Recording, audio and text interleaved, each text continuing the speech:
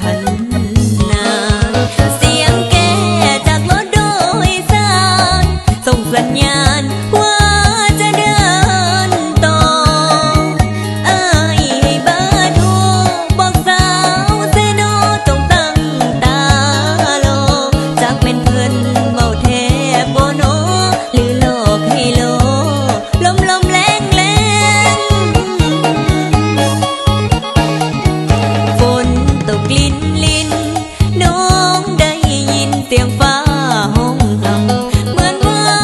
เป็นเสียงอ้ายไทยทำฝากมายามพ่อให้มีแหงขายปิ้งไก่คอยคิดฮอดจอยคอยเกิดเศร้าแลงอย่าลืมสาวเซโนทางแบ่งคอยหาคอยแพงคอยอ้ายมองเก่า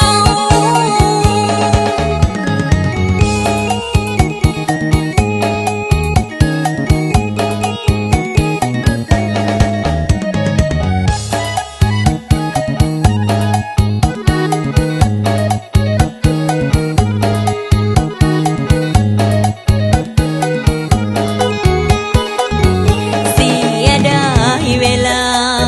พบพากันบ่ทันนาเสียงแก่จากรถโดยสารส่งสัญญาณว่าจะเดินต่ออ้ายให้เบอร์โทรบอกสาวเซโนต้องตั้งตาโลจากเป็นเพิ่นเมาแทบโบโน